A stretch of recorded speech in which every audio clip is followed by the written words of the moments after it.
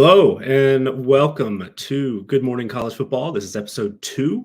I am Nicholas Ian Allen here for CampusToCanton.com. Knocked off a little bit of the rust yesterday from doing a solo show and kind of driving things for the most part. If you're not a regular listener to the CFB Winning Edge podcast, I've usually got a little help in that department with Scott Bogman running the show, but wanted to get back to a daily show. Really enjoyed the opportunity of what we had going in the fall with our C2-A-days news and updates and offer some insight on some of the things going around the college football world last fall, and thought that it was a perfect opportunity despite what a lot of people think being really sort of the depth of the off season, an opportunity to get going and do a daily show, mostly daily show, try to talk the higher ups into doing it as often as possible. But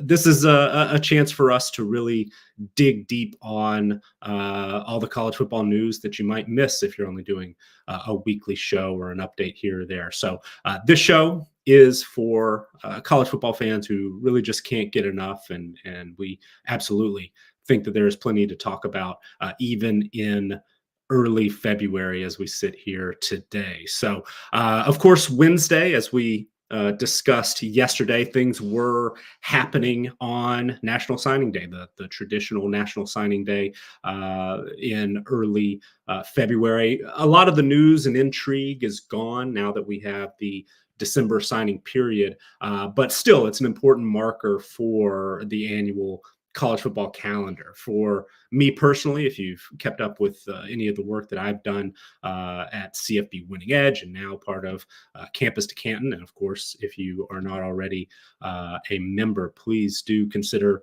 subscribing, CampusToCanton.com, for as little as $2.99 per month or $29.99 per year. We offer a wide range of content, and then the C2C Winning Edge and all 22 packages include the work that I do. A lot of the returning production information that we've gathered and put together and are continuing to work on and update and try to make it as accurate as possible. And then, of course, coming in the spring, we'll have our updated 2024 team profiles with projected depth charts and roster information for all 134 FBS teams, plus a few more as well. We do include a little bit of FCS content in addition. But on that note, this is a marker, National Signing Day in February, for some of that work, especially when it relates to the team profiles. Most things, it's not 100%, of course, in today's college football, but most of that player and class information is as final as we can expect it to be. So this is the time of year where I'm able to go through and put together the player information for each team, the recruiting information for each player, and really start to build those team profiles, add to what we had last year, but include those new players coming in, knowing that the recruiting sites are moving on to 2025. We're not going to have to worry about updated ratings or things like that. And for the most part, with the exception of, some few late stragglers coming into classes, a lot of junior college players in that group, and of course, walk-ons will be added throughout the next several months. But for the most part, 98% of those classes are pretty much final, and we can really start working on that,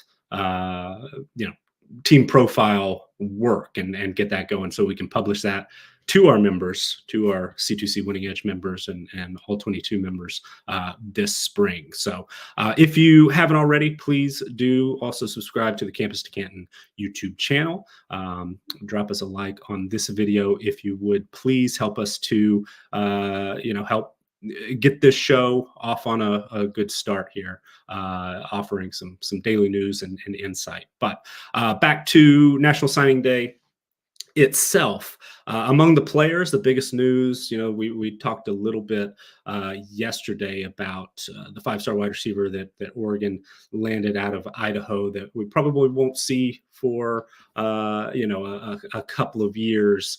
But Gatlin Bear, of course, big name as a five-star wide receiver, speedster. There was another five-star wide receiver who got a lot of the headlines yesterday. One of the biggest unsigned, most highly rated unsigned players was Ryan Williams from Alabama, the top 10 overall player, top 5, depending on the site that you choose to refer to those rankings.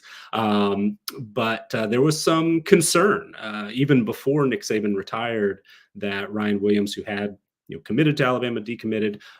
There was a lot of speculation swirling that he might end up at Auburn, which would perhaps be worst case scenario for Alabama fans. But once Saban retired and Kalen DeBoer came on, it was obviously a big deal to be able to get Ryan Williams to sign, keep him in Alabama, and become part of that highly rated Alabama class. Still, despite losing Saban, despite losing a key player, quarterback in that class who transferred out after signing Jalen Sayin, this Alabama group, the way things are shaking out, Ryan Williams specifically looks like he's got an opportunity to come in and play quite a bit right away. So not only is he highly rated as a prospect, and those of you who know me know I'm not the expert when it comes to recruiting. This is actually the time of year where I'll start to dive into those players a little bit more while building those team profiles. But, I trust the folks at Campus to Canton, of course, first of all, but also other smart people across the recruiting industry who think that Ryan Williams is one of the most talented receivers in the country, one of the top 10 overall players in the country. But looking at our returning production database and who Alabama has to replace coming into the spring and looking ahead to the fall, top target or top receiver as far as yards go, Jermaine Burton, has, of course, moved on, going to be pursuing an NFL career. Top target, top leader in receptions, Isaiah Bond transferring out to Texas. And then, there's going to be some targets available at the tight end position as well, with Mari Nyblack following Bond to Texas. That leaves Kobe Prentice as the leader, returning in both receptions and yards, touchdowns as well. 18 receptions, 314 yards, 2 touchdowns. And, behind that, really not a lot as far as just proven pass catchers on that Alabama roster. They do, of course, bring in Jeremy Bernard following Kalen DeBoer from Washington, but a player like Ryan Williams, has a lot of opportunity to come in and make an impact right away. So certainly he was among the headliners, and especially among those that we expect to have an impact for college fantasy football in 2024. A couple of other unsigned 5 stars who it was good to get clarification and official signatures on paper, I'm sure, at LSU and Texas A&M. 5-star defensive tackle Dominic McKinley signed with LSU. LSU and A&M had battled for him and others, especially following the firing of Jimbo Fisher. Similar to some of the things I said about Williams at Alabama, LSU really has a quick path to playing time on the interior defensive line for a player like Dominic McKinley. They will be, without Mekhi Wingo and Mason Smith, both of whom are moving on to the NFL. And there was some discussion yesterday, head coach Brian Kelly talking about moving some defensive ends to the interior defensive line, talking about they might move an offensive lineman or 2 over there. So that makes me think that we're going to see Dominic McKinley have an opportunity to play early and often at LSU. Similarly, a lot of moving pieces at Texas A&M. They were able to bring in a top 20 overall recruiting class among high school recruits. And a big part of that, maybe the star of that group, is athlete Terry Bussey. I know some of the folks at C2C were really excited about his potential future as a wide receiver, but sounds like he is expected to play defense for the Aggies. So a little bit of a bummer from a fantasy standpoint, but going to play for Mike Elko at Texas A&M, would expect that he's going to have an opportunity to make an impact early as well, and was part of keeping that group a top 20 class, especially as they had some defections to LSU specifically following the Jimbo Fisher news, moving on from him. One of the things that I like, maybe even more so than the, learning about the players and their destinations themselves on National Signing Day, it's really an opportunity where we get to hear from the coaching staff. And, a big part of that press conference, signing day press conference that happens just about everywhere across the country. Yeah, you get some canned answers. They're so excited about this year's class and can finally, the rules will allow them to refer to specific players. But it's also one of the, first times in a while where we've heard some extended discussion with these head coaches. And sometimes it's one of the only opportunities in the offseason to hear from assistant coaches as well. One of the press conferences that caught my eye and some of the reporting surrounding it, Michael Bruntz of Husker 247 was on hand for Matt Rule's National Signing Day press conference at Nebraska. He shared some insight on the upcoming quarterback battle, which of course includes one of the top recruits in the country in Dylan Raiola. And it was particularly interesting, and a couple of quotes from Rule via Bruntz.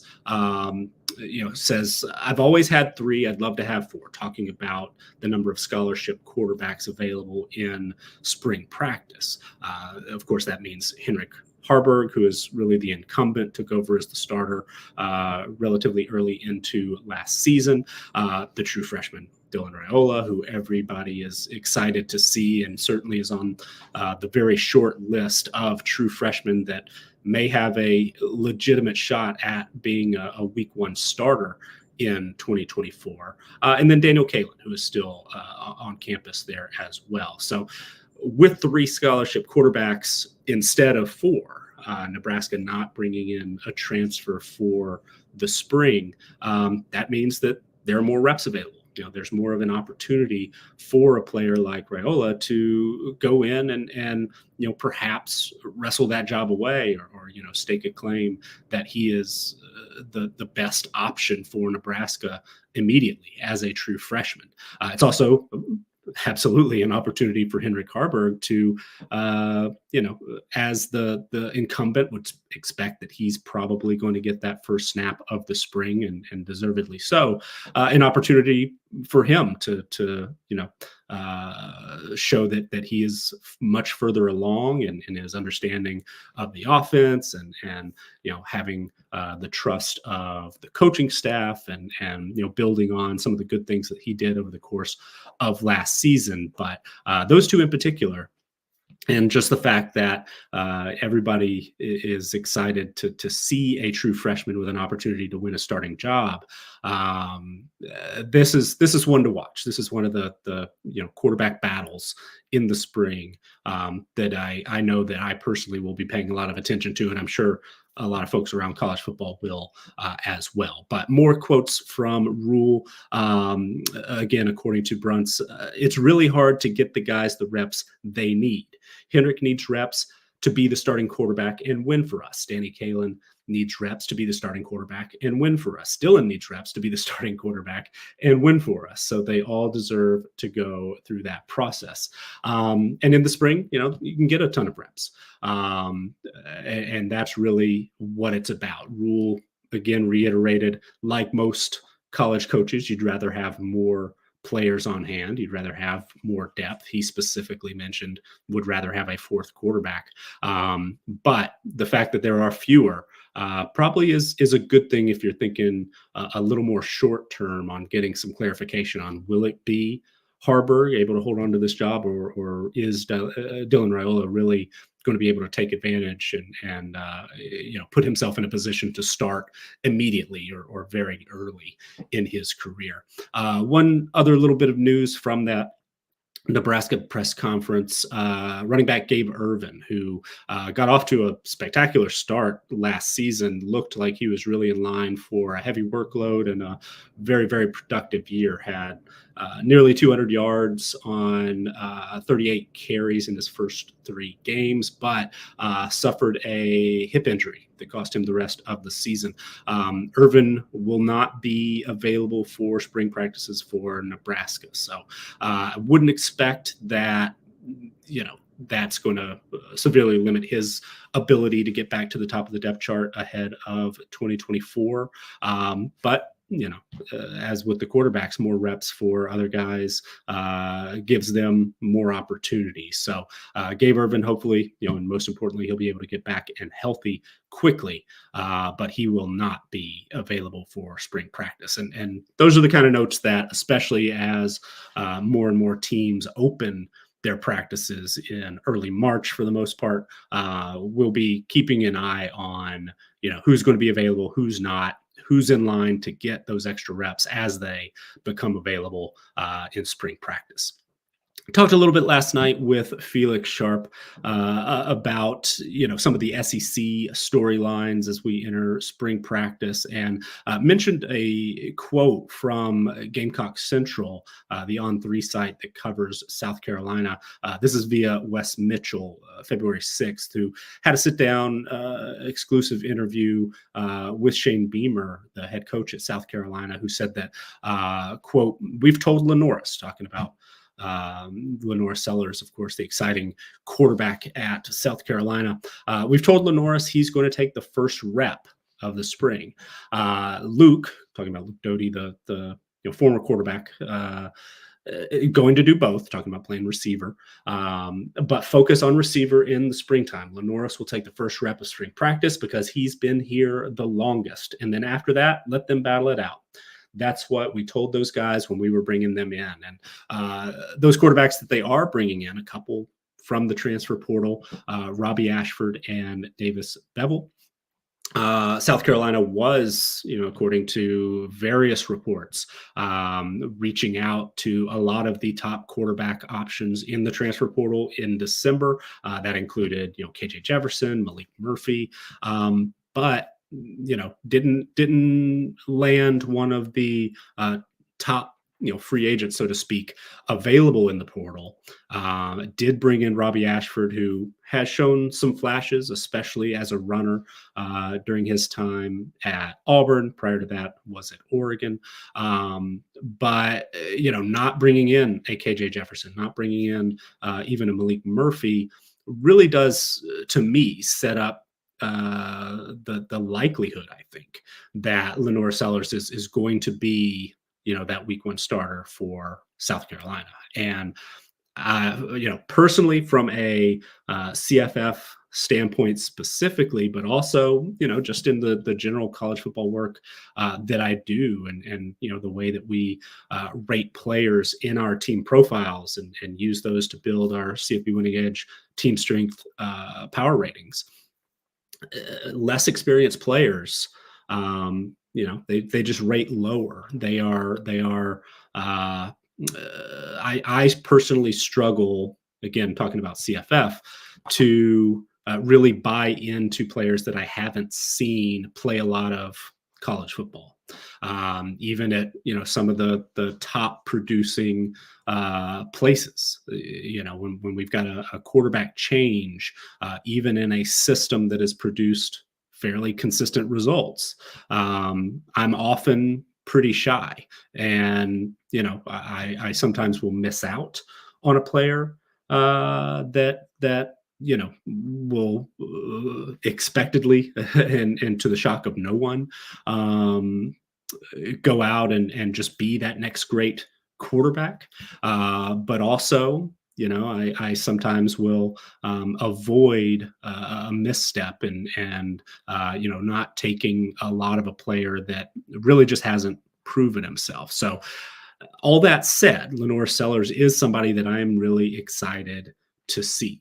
I'm excited based on just the very little bit of college football that we have seen from him. I mean, in he's got statistics from basically 9 plays in his college career so far. That's 5 rushing attempts, of which he gained 51 yards and a touchdown. That was a 36-yard touchdown against Vanderbilt in November of last year. And then 4 passing attempts, all of which came against Furman in week 2 last season, that went for 86 yards. That's an average of 21 and a half per attempt, and 2 touchdowns. So not a big sample size at all, but I mean, 9 basically plays that he's got statistics for, and 3 of them went for touchdowns. Pretty impressive. And he's somebody, of course, that Campus to Canton has been very excited about. I do put a lot of stock into our team and their evaluation process, and they were high on Sellers when some of the other recruiting sites, some of the more the 247s of the world, were not as high. So I'm excited to see what he does with this opportunity. When you take that first rep of spring, it is a little bit easier, I think, to hold on to that role into the fall than it is to topple somebody who is atop the depth chart to start. So we'll see if Lenore's Williams is going to be, or Williams, excuse me, Sellers is going to be able to really capitalize on the opportunity and go out and win the job sooner rather than later. Not sure that we'll get any clarification, certainly in the spring, maybe not even early fall. But if a guy's taking those number 1 reps, there's a chance to establish himself as a leader and really the player to beat at that position. And as excited as I am to see how he builds on those few major college moments he's had thus far. There's still a lot of unknowns for me, and I know there are a lot of people who are really, really high on Lenore's Sellers. So I'm not sure how many shares I will get personally this year, but he's definitely somebody on my watch list that I'm going to be paying close attention to, especially as we get these sort of reports. One quarterback who's dealing with some injury work this spring, and sounds like is going to be out for all of spring practice, according to Jackie Franciulli of Wahoo's 247, who spoke with Tony Elliott on National Signing Day. Said that quarterback Tony Muskett will not be cleared for contact this spring. So, somewhat similar to Lenore Sellers, I guess, but a player who got a lot more opportunity in part because of the injuries that Tony Muskett suffered last year at Virginia. Anthony Candelario is going to get an extended look this spring, you would expect, and truthfully, did a lot of good things in somewhat limited action, but did get an extended look last season as a true freshman as well for that Virginia offense, which of course does have to replace one of the top wide receivers in the country, in Malik Washington, who had 138 targets, over 1,400 yards, and 9 touchdowns. But Malachi Fields is back, another 100 target player. And they were bringing in some interesting, perhaps under the radar pieces as well. Chris Tyree, the running back wide receiver from Notre Dame, Trell Harris at Kent State, and then some other players who are going to get some more opportunities. Andre Green Jr., former highly rated prospect at North Carolina, he's transferring in as well. So Calandria, I butchered the pronunciation earlier, my apologies, getting most of the reps this spring with Muskett, not able to participate in contact. Good opportunity for him as well, but hopefully Muskett, of course, will get back and healthy soon. We mentioned some of the comments yesterday from Ryan Day at Ohio State on National Signing Day, but digging a little bit deeper, Andy Anders of 11 Warriors put together a nice bulleted list of some of the top topics that Ryan Day covered. Said that on the defensive side of the ball, still evaluating the best position for Sonny Styles, safety, five-star recruit a couple of years ago, very, very talented player, but a lot of speculation and discussing the possibility that he may move to linebacker. Has a unique skill set, can do a variety of things, which Ryan Day mentioned, and quoting here from Anders, Day said he has the flexibility to do a lot of different things, and that's great. He's really willing to embrace some of those roles, so something to keep an eye on there, especially some flexibility that Ohio State was able to add with Caleb Downs transferring in from Alabama, one of the top players in college football, regardless of position, and a safety starter, freshman All-American at Alabama in 2023. At quarterback, Devin Brown is ready to compete in spring practice, according to Day. We discussed some of the comments that Will Howard made about the Ohio State receiving group, and Howard certainly does have an edge in overall experience over Devin Brown, and I would say is certainly the favorite to start. But Devin Brown is someone that, again, especially around Campus to Canton, has a lot of folks excited about his potential. And it's been very unfortunate that he had the injury that limited him in the spring last year. And then, the opportunity in the bowl game to start, injury unfortunately struck and kept him from really, making a major move, perhaps getting some momentum heading into spring practice. But it's not just Devin Brown and Will Howard. Ohio State brought in two of the best quarterback recruits in the country. Aaron Noland also got a late commitment from Julian Sayin after transferring from Alabama in the midst of that coaching change there. And both of those players are arriving in the spring, learning the offense, getting acclimated to college life, according to Day, is of course going to be big. Another quote here via Anders from Day about Will Howard. I like his competitiveness. I like his toughness. He's got a mature approach about him. He's got an ability to throw the football, and when he needs to run, he can. Day was also very complimentary of another Alabama transfer, Seth McLaughlin, who played center for the Crimson Tide and didn't look great at times, honestly, for Alabama, especially in that playoff game.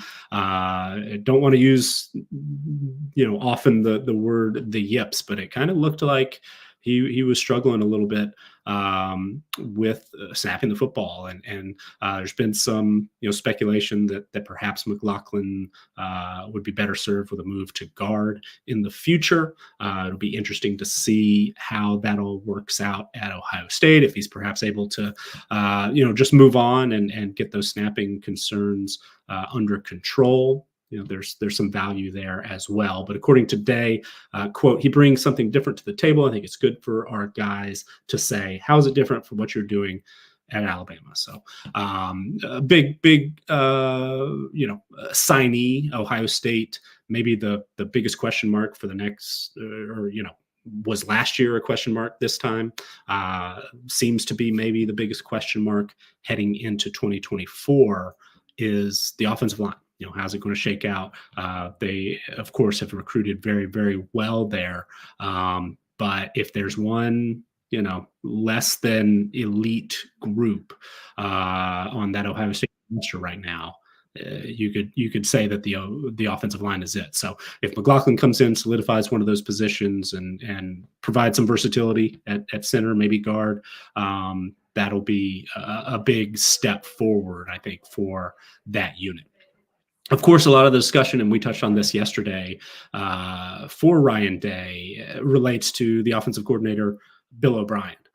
who was in Columbus on Wednesday, according to Day, as we mentioned. But there are some reports that Bill O'Brien's going to be maybe on campus at Boston College today, Thursday. John Bryce of Football Scoop reported Thursday morning that BC is having on-campus in-person interviews today, which are expected to be the final step in the search. Started with phone and Zoom interviews, met candidates at offsite locations, reportedly the Atlanta airport. Not a surprise. But Boston College doing it a little differently than most folks these days, actually trying to bring their top 2 candidates in and take them around campus. Bill O'Brien has long been reported by folks like Bruce Feldman and Pete Thamel of The Athletic and ESPN, respectively, as maybe the favorite for this job. When we recorded the CFB Winning Edge podcast last night, we discussed, there seemed to be a mystery candidate. Other folks, including Paul Chryst, former Wisconsin head coach, a couple of Service Academy head coaches, Troy Calhoun at Air Force and Todd Monken at Army, seem to be in the mix, perhaps. But it seems that, according to Bryce, the other final candidate is Al Washington. Al Washington is the defensive run game coordinator and defensive line coach at Notre Dame. He is also a former Boston College player, was there for a very successful period of BC football history in the early 2000s. From 2002 to 2005, he was a letter winner there. And Washington has not been a defensive play caller, has not been a defensive coordinator, but was in the mix at Tennessee when Josh Heupel was hired a couple of years ago, and of course is respected in the coaching community. So we didn't know last night, but it sounds like Al Washington is the other finalist, along with Bill O'Brien, for Boston College. So thinking of it from a fantasy lens, Bill O'Brien, certainly an offensive-minded head coach, offensive coordinator, well-respected, hired multiple times by Bill Belichick and Nick Saban. Also got the OC job at Ohio State. If Boston College hires him, we can think of it one way through a fantasy lens, perhaps a little bit more positive. When you get a defensive-minded head coach, the first concern for CFF folks is this hire going to impact the pace of play on offense, sort of the way that unit attacks opponents offensively. That remains to be seen. Don't really know what Al Washington would have in mind if he were to pull off the upset here and get this job ahead of Bill O'Brien. Not far from Boston College and Cambridge, and we don't spend a whole lot of time talking about FCS college football, but if you watch the tailgate this year, Chris Moxley and I definitely did nerd out a bit on some FCS picks at times, and I've always had, for whatever reason, a thing for Ivy League football. The Harvard Crimson, which you can actually see a Harvard Crimson from the 1960s on my wall there behind me, had the scoop this morning that the heir apparent successor to legendary Harvard head coach Tim Murphy is going to be Rutgers tight end coach Andrew Ulrich. He'll be the first new head coach for the Crimson since Murphy left Cincinnati after the 1993 season and took over there at Harvard in 1994. So if you didn't know, Murphy won 200 games with the Crimson, earned at least a share of the Ivy League title 10 times, including the most recent campaign, and has some FBS ties with Andrew Ulrich getting that job. So Rutgers, which has done a good job, ranks really high in our returning production numbers as they stand today. Losing a piece of that coaching staff, perhaps worth noting. We don't only talk about, obviously mentioned FCS just a little bit ago, but don't always only talk about Power 5 schools, and there were a couple of G5 head coach press conference yesterday that caught my eye. There are some changes at UTEP, and Colin Deaver of KTSM TV in El Paso was on hand for Scotty Walden's first press conference, first National Signing Day a press conference yesterday, where UTEP, who for a long time, and especially in the most recent, tenure, the most recent regime of Dana Dimmel, UTEP didn't recruit particularly well, quite honestly, at least as far as ratings, high school player ratings, and things like that go. They did have a big hit with Deion Hankins, the running back who played significant the last few years, who has since transferred to Texas State. But Dana Dimmel specifically relied really heavily on junior college prospects, and specifically, New Mexico junior colleges. And there's certainly, some quality football in that part of the country, and players who have gone on to, some great success. But they don't grade out particularly well the way we do things for our team profiles and projections and whatnot. But Scotty Walden's taken a little bit of a different approach. Walden said that this is the highest rated recruiting class in UTEP history. According to Rivals.com, this UTEP class actually ranks #1 in Conference USA, which is almost unheard of. They're usually one of the lowest rated recruiting classes in their conference, just because there are a lot of unrated junior college players, things like that. But what really interested me was what Deaver pointed out about sort of the parallels between this first UTEP class and what we saw last year at Texas State. GJ Kinney, of course, came in, did a great job, took Texas State to a bowl game, one of the best offensive minds in college football. Last year, Texas State signed 49 players. And a lot of those were former FCS players who played for GJ Kinney at Incarnate Word. Scotty Walden, who was hired from Austin Peay, also an FCS school, signed 47 players for UTEP.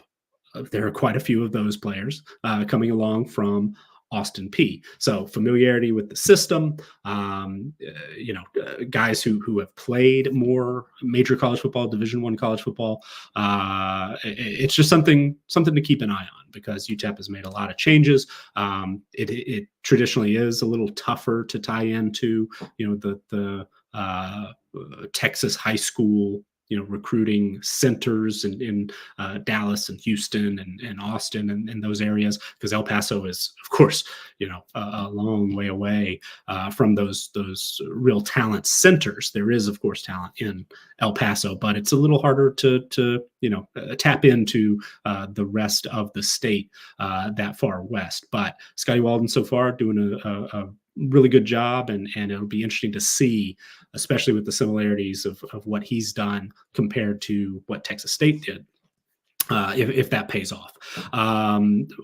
One note that I saw, talking about former FCS players, Furman's quarterback, Tyler Huff, who led the Paladins to the FCS playoffs. They took Montana, who was the national runner-up, to overtime, kind of under the radar, signed an agreement with Jacksonville State. Huff is more of a runner than a passer. Jacksonville State has used its quarterbacks, Rich Rodriguez specifically, really well in the run game. So even though there is some competition, will be some competition for that job, because we did last year see Logan Smothers, played in 12 games and performed pretty well, over 300 rushing yards, 7 touchdowns. Tyler Huff is a little bit more established as a college starter, and played at Presbyterian before Furman. Really has got 4 full college seasons under his belt for the most part. So curious to see if he's able to beat out some others, and would be put in a system that really could, I think, showcase his assets. Lastly, on the National Signing Day press conferences, and another G5 team that's got a lot of production to replace, a lot of opportunity for incoming players. UTSA and Jeff Traylor had kind of an interesting comment, as reported by Javi Cardenas, who covers the Roadrunners for Rivals. Traylor confirmed that UTSA had gone after 3 different transfer quarterbacks. That it sounds like, despite Eddie Lee Marburger and Owen McCown, showing that they are certainly real candidates to take over for Frank Harris, that UTSA is not going to, I guess, sit idle and just let those two fight it out. There's a good chance that perhaps another quarterback will join the mix, whether it's this summer or later in the process, perhaps, then they might like. There still could be somebody added to that group. And Nate Marquise mentioned Owen McCown in his pre-spring stock report piece for Campus to Canton on the website, discussed how the fact that UTSA has not brought in a prime quarterback transfer thus far is a good sign for McCown, and it absolutely is. He's, as we talked about with Lenore Sellers, with others that have an opportunity this spring to really stake their claim for that job. Owen McCown is one who's going to have that opportunity. There are some big holes to fill, especially in the receiving core, losing Dante Cephas, most importantly. But DeCorian Clark, who missed almost all of last season, is expected to be back. Also, the Roadrunners added DJ Allen, JJ Sparkman from TCU and Texas Tech, respectively.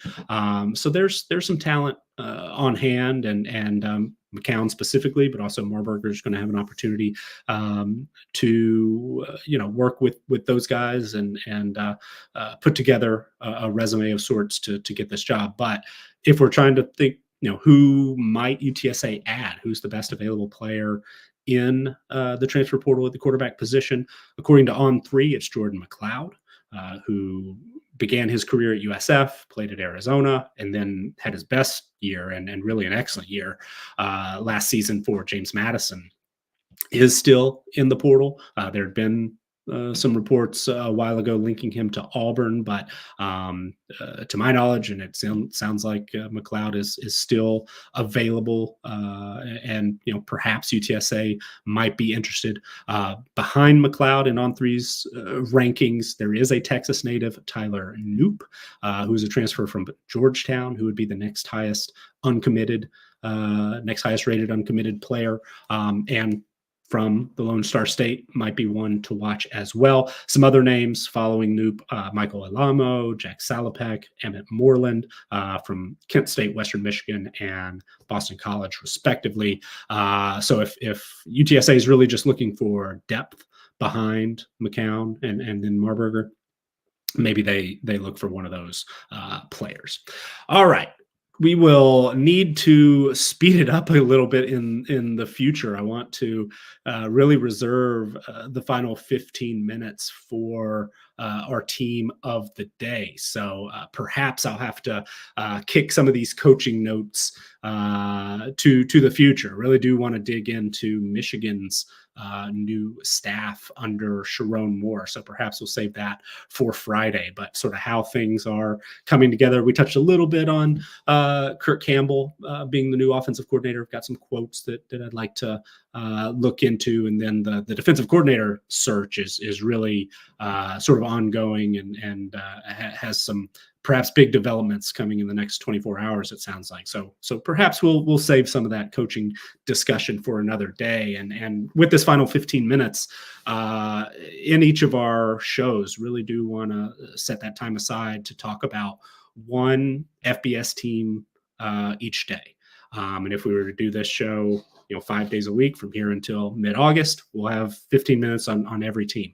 Last show, I unfortunately only saved 5 minutes for Kennesaw State, but today wanted to highlight Iowa State.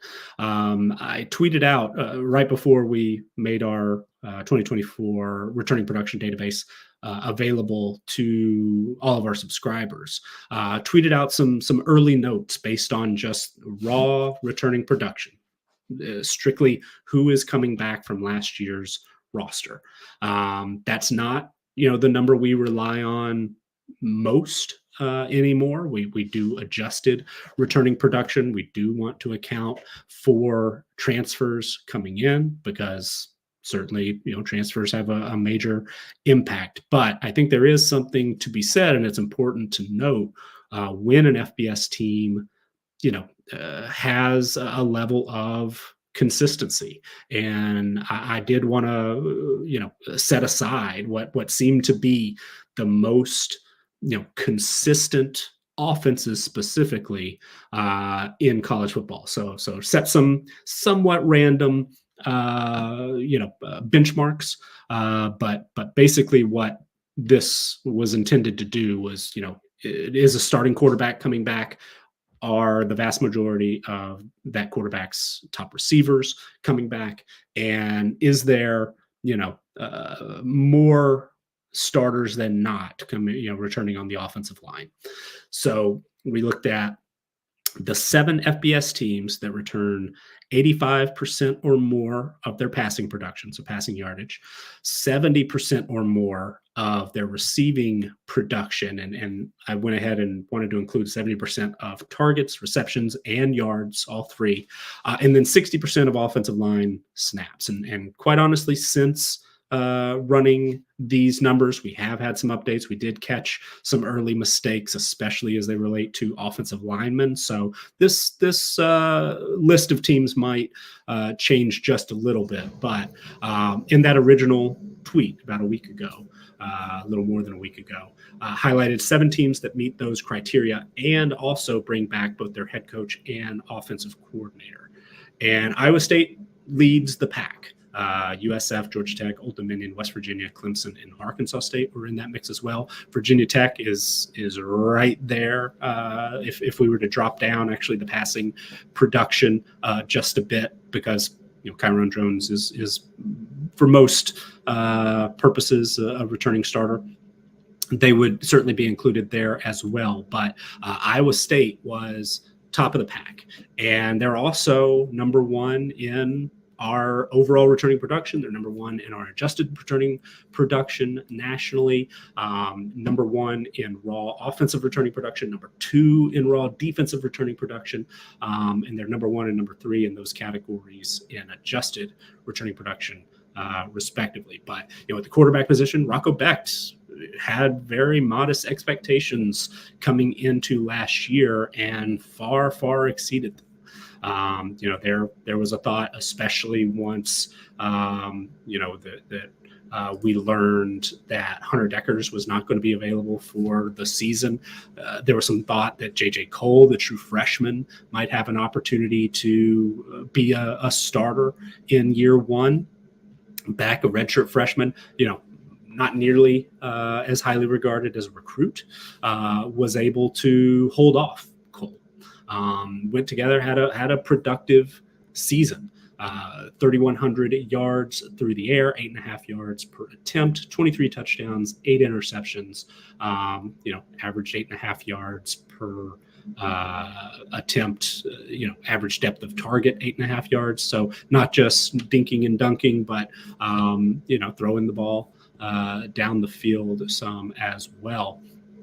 But he's of course a big piece of this. Getting Rocco Becht back, getting a veteran starter for an Iowa State team that exceeded expectations last year is big. Big to build around in a new look Big 12. If Iowa State is going to be in a position to challenge for the conference title, which I don't think is out of the realm of possibility, even though Iowa State finished 51st in our FBS power rankings at the end of last season at safety winning edge, 10th in the Big 12. If you are the top team as far as returning production, have that consistency and continuity on the coaching staff. Basically, it looks like the entire offense returns starter wise. It's not just Rocco Beck. Running back Abu Sama, who really came on at the end of last season, ran for 600 yards, 6 touchdowns, averaged over 7 yards per carry. Really only got 7-8 touches per game over the course of his true freshman season, but proved by the end of the year that he was going to be the guy moving forward. Pushed out Eli Sanders and Cratavius Norton, both of whom transferred out. And though they do bring in Jalen Jackson, a transfer from Eastern Michigan, who had 576 yards and 2 touchdowns on the ground last season, can catch the ball a little bit as well out of the backfield. 24 catches on 31 targets, over 200 yards and 2 scores as a receiver. Also, Abu Sama is in line, I think, to get a pretty heavy workload for Iowa State moving forward. But going back to Beck, he returns his top 3 wide receivers from last season in terms of yardage, receptions, targets, all of that. Jaden Higgins and Jalen Knoll being the top 2, both of whom had over 50 yards, over 800 yards, or excuse me, over 50 receptions, over 800 yards. Higgins had 6 touchdowns. Knoll had 7. But Daniel Jackson, junior receiver, who had 25 targets, a couple of touchdowns, 260 yards, is back as well. But quite honestly, a player that I'm excited to see is Isaiah Alston, a transfer wide receiver from Army, a big target, 6'4" or so. You might remember there was a semi-viral catch that Alston made in the fall of last season. He's a talented player, a future pro, in my opinion, who, in that Army offense certainly was not put in a position to be productive. He was limited by injury last year, only played 4 games, but in those 4 games only ran 70 routes, was targeted 20 times, caught 9 passes, averaged nearly 30 yards per catch, which is a little bit misleading because those triple option heavy offenses and Army's offense was a little bit different last year, but they lead to more than your average big play in the receiving game when they do throw and do connect. But Alston is an impact player, in my opinion. I know that from fantasy perspective, Jalen Knoll and Jaden Higgins are really enticing, and I'm not going to make a bold claim just yet that Alston is going to knock one of those 2 players off of really knock down their level of production or the total number of targets that they're going to be able to get. But Alston is a good player in his own right, and as a big target, red zone target, somebody I think to be aware of. Tight end Benjamin Brahmer, as a freshman last year, highly productive tight end as well. 28 receptions, 352 yards, 2 touchdowns. So, skill position wise, Iowa State is in great shape, absolutely great shape. The offensive line returns almost intact as well. 4 returning starters with all 13 games under their belt last season. Brendan Black, a freshman, started 7 games, had over 500 snaps. They do bring in Jalen Travis, who was a mostly starter at Princeton last season, had 6 starts and nearly 400 snaps at left tackle. Would expect that he might honestly not 100% sure where Travis is going to fit in because James Neal is the starting left tackle. He comes back, and Tyler Miller, starting right tackle, is back as well. So we'll see how all that shakes out. But the only players really of any level of experience on the offensive line moving out are Grant Trieber, who's graduating, and Daryl Simmons, who's transferring out. Both of those guys had 3 starts last season. So Iowa State, for all intents and purposes, you can think of 4.5 or 5 starters returning on the offensive line, in addition to the starting quarterback, top running back, top 3 receivers, and then they added a productive running back and receiver through the portal as well. We won't spend a ton of time going through the defense, but all of their Iowa State's top 5 tacklers return. They also brought in a productive defensive end in Kennard Snyder as well through the transfer portal. Really limited the number of guys leaving Ames via the portal. There are, a handful or so, mostly backup defensive backs who did transfer out. But for the most part, obviously they're the number 1 team in returning production in 2024, according to our numbers. So this Iowa State team far more returns than not. The schedule sets up decently well. North Dakota is a quality FCS opponent.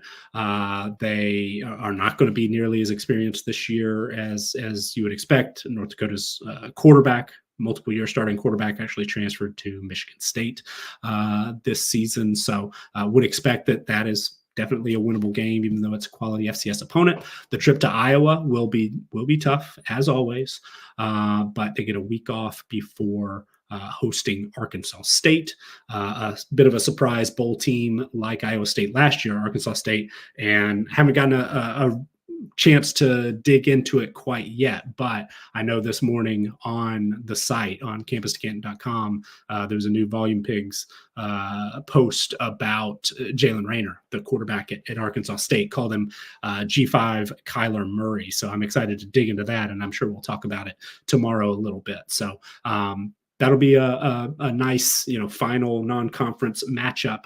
But when Iowa State gets into conference play, they start with a couple of teams that are coming off of disappointing seasons. A trip to Houston in late September is the Big 12 opener, and then Baylor at home. West Virginia, that trip is one of the longest in conference play that they'll have to deal with. And West Virginia was absolutely a surprise team last year, had a great season, and I wouldn't expect a major drop-off, but do think that that's a winnable game for Iowa State, despite a tough environment and a long trip. Then home against UCF is winnable as well. UCF was a little bit disappointing last season, ranks into the triple digits in returning production, talented team, and I wouldn't be shocked if our roster strength ratings actually have UCF as the more talented team, gives them the talent edge there. But Iowa State would be on the right end of that long trip for the Knights.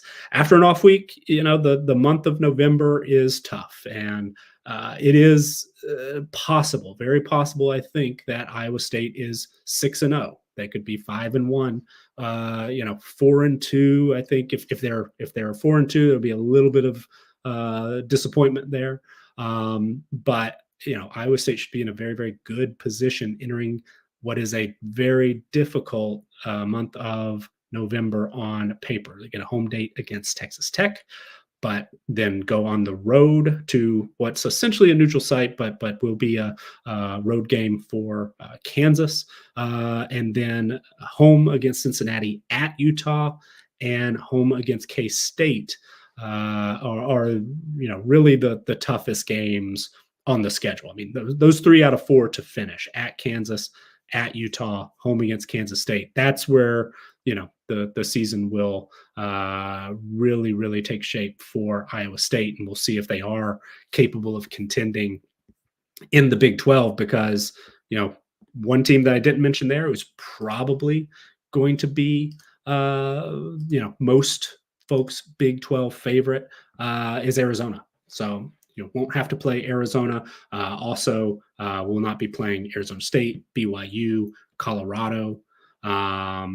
Let's see, TCU. So there's a decent schedule for Iowa State next season to take advantage of what right now, and things could change, of course, with the transfer portal, with spring practice, how things shake out. The most experienced team in terms of both raw returning production and adjusted returning production in our numbers. So that is going to wrap it up for us today. This has been episode 2 of Good Morning College Football with Nicholas Ian Allen, brought to you by campus2canton.com.